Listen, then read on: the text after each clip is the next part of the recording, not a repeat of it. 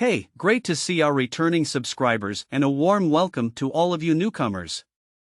Today, we're delving into a topic that's causing quite a stir in the automotive world. We're shedding light on how traditional automakers may face challenges as they fall behind in the race to innovate. Why is this the case? It's all about Tesla's innovative use of 3D printing. Tune into ARC as they dissect this game changer and dispel some common EV myths. To episode 15 of The Brainstorm, joined by Tasha Keeney and Nick Gruce. I'm Sam Corris. Today we've got some great topics. We're talking about 3D printing making its way into some of the biggest companies. You've probably heard of them, Apple and Tesla. We've also got Unity upsetting developers and what's going on there. And then lastly, we're going to talk about EV charging and whether or not the grid can handle it. Tasha, maybe we can dive right into it. Yeah. What is going on with 3D printing and Apple and Tesla here? Yeah, well, at ARK Invest, we've been looking at 3D printing for a long time, the past 10 years. So since the company started.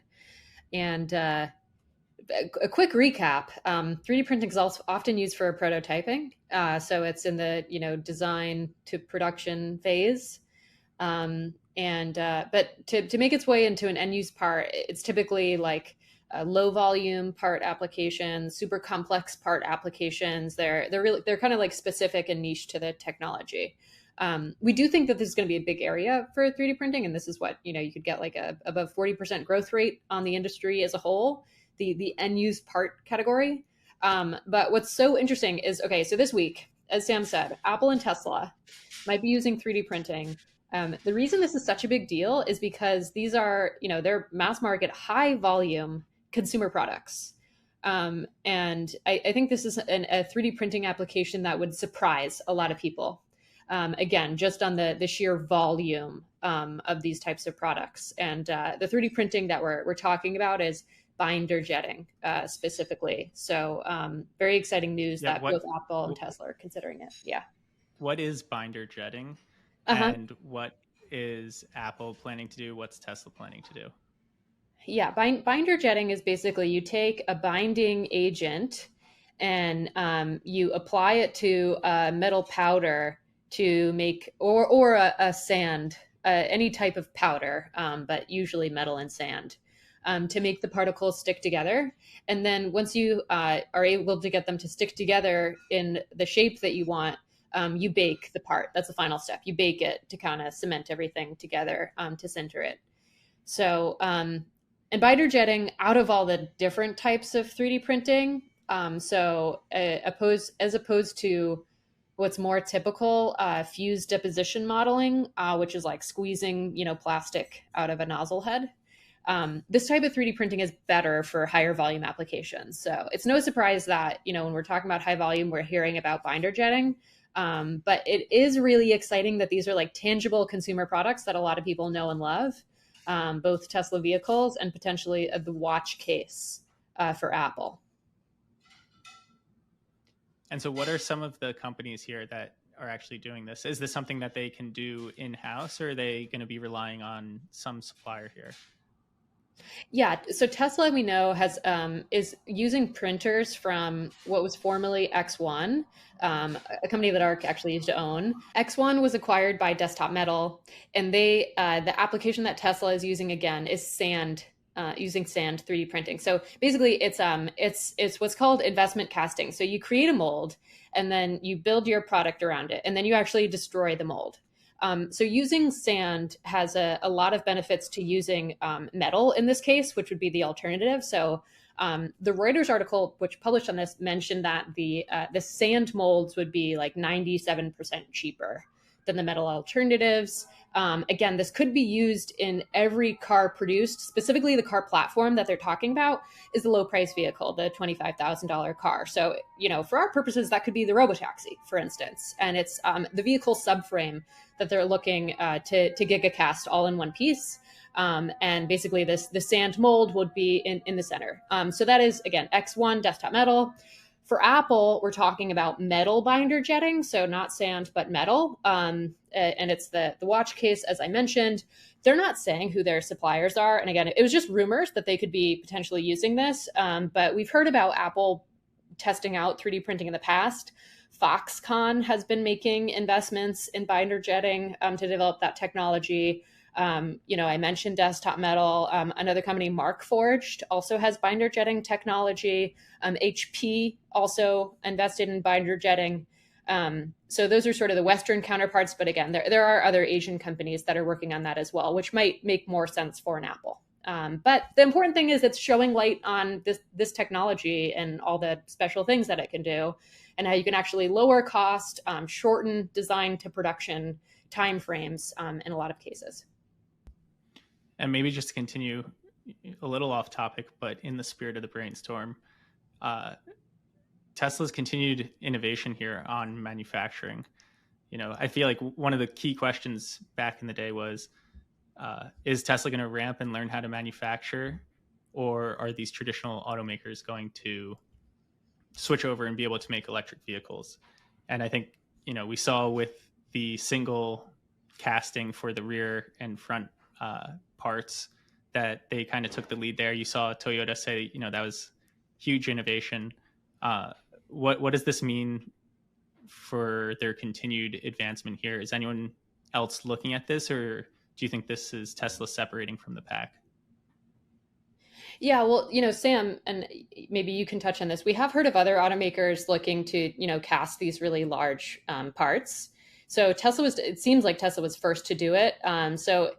But that doesn't mean that it's not, an interesting technology that others might pick up on. I think it does, to your point, it highlights Tesla's verticalization advantage. Tesla's using these X1 machines, but it sounds like they're switching up like the chemistry of what they're putting together, the material types. They're thinking about, how this is going to interact with the amount of pressure that you need for this press to work, and whether they can make adjustments there. So they're using someone else's machine, but they are making internal adjustments to make this happen. And this is certainly an innovative process, right? I mean, we know other automakers are likely using types of 3D printing, probably in the prototyping phase, but for this to be in like a high volume production process, that would probably be unique to Tesla and pretty amazing. The only other cars that we see that utilize 3D printing really heavily for more production parts are race cars, because they tend to be in lower volumes. Amazing. Tasha, thank you so much. And we'll have you back on once we find out more to EV charging and the grid. All right, Nick, one thing I want to say here are oftentimes, maybe you've experienced this as well, one of the big mistakes with forecasting is assuming that other things are not going to change. I think EVs are a clear example of this. One of the biggest pushbacks, you're charging it on a dirty grid, ignoring the fact that the grid is rapidly changing. Coal use is going down, particularly in the US. Globally as well, you see different dynamics happening fairly quickly with the addition of solar and wind. And I think this is another example of that. People saying, the grid's not going to be able to handle all of the EV charging. And so at the very highest level here, for those listening, I'm going to draw a sign chart with my hand. But electricity demand looks like this, right? It goes down. No one's really using stuff overnight. It normally comes up and it peaks in the evening/afternoon when everyone gets home and turns on air conditioners, and then it comes back down. And so we have the capacity to meet peak demand, but you have all of these other hours where we shut things down because there's not as much demand. And so just very crude back of the envelope math here is looking at the roughly, I think it's like 285 million cars registered in the US, and they travel roughly 9 billion miles a day. And if you were to say that EVs need 4 kilowatt hours per mile, so then you'd need 2.25 billion kilowatt hours a day in order to charge all of these. And again, I'll draw this chart again. Whoop. If you take those troughs and you bring them up to that peak level, then you've got more than you would need to charge every single vehicle in the US if it were electric. Of course, that's back of the envelope. That's crude. That's not really what happens. It's going to take time for vehicles to switch over. And I think this is another important point here, which is the vehicle fleet is huge, right? I'm just going to double check, make sure I'm not totally off here. It is 285 million vehicles registered in the US. So even if you went to 100% EV sales tomorrow, it would take over a decade to fully transition out that fleet of vehicles. And in that time, the grid is rapidly evolving. And I think, people say, oh, look at the blackouts that are happening now. I think we're really just getting started with energy storage. People hate it when I say that cryptocurrency, particularly Bitcoin mining, is great for incentivizing additional solar and battery. But it's true. We wrote a paper about it. You can see why we believe that's the case. I think the grid is going to become far more distributed and resilient over the course of time where electric vehicles are sold. And so I don't think that this is an issue that people should be saying will limit electric vehicle adoption. Any pushback there? Well, I smirked when you mentioned the blackouts, not because I think that's funny or I'm trying to make light of it, but because I was going to give you that pushback, which was, if the grid is so resilient and can handle this type of demand, why are we seeing these blackouts? But I think you answered that. I guess my one question is, aside from just potentially misforecasting, how the grid will develop, why is there this misconception around EVs, overloading the grid and there not being enough electricity to support this growing fleet of EVs? I think because it's an understandably complicated topic. Mhm. And it's one of those things out of sight, out of mind. Most people have no concept of how the grid functions, what's generating their electricity, and then layer in the rate of change at which those things are developing. So another, I'll just throw this out as another example. Originally everyone just said, look, semi trucks, electric, not going to happen. Batteries aren't good enough. They weigh too much. No way. That's being proven false with the deliveries that Tesla's made to Pepsi, and we're tracking the runs that they're doing now, and clearly those exist. And then people said, okay, but you'll never be able to charge them in the same area. And this is where batteries really do come into play. And at the local level, if you can put batteries in place, you can make it such that you don't need to wait on these big infrastructure upgrades at the grid level. You can put these batteries so that they can charge at slower paces, and the power demand can be kind of abstracted away from older grid infrastructure.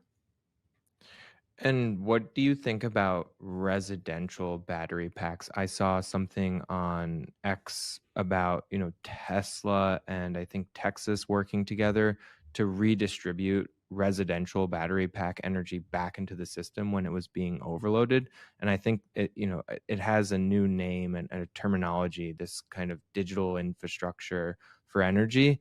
I would love your thoughts on that, because I assume this is something that you are thinking about when you say the grid will be more resilient over time.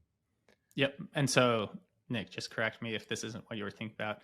Virtual power plants. Yes, virtual power plants. Yeah. What did I say? Digital infrastructure. I don't know. I jumbled that. You gave the consulting report version of it. Yeah. So virtual power plants, I think they're definitely going to be a part of the future here. Companies are running tests with them. Tesla's been running one in Vermont, I believe, for a number of years. And I think it's a smart way to go about it. It's, again, to the point that I made it earlier, the future of the grid, I think, is decentralized to some extent, and having these battery packs at people's houses where they can, if there is a blackout, keep using all of their fridge, their washing machine, no interruption to them. And then if it's not in their local area, they can help with other grid services to make sure that there isn't a blackout is extremely beneficial. And Mhm. it gets into, Tesla has Auto Bidder, which is another service where, they intelligently turn on and off batteries. And apparently it's made hundreds of millions of dollars by providing those grid services. So I think that batteries are going to be deployed in a significant way to the grid and in various configurations. Software is going to be layered on top of it, and it's going to change the way that we think about the grid. Very interesting. I'm looking forward to having you be proved right here, because I don't want to go through anything like a prolonged period of blackout. I need to watch TV and If you like this content and would like to see more, subscribe.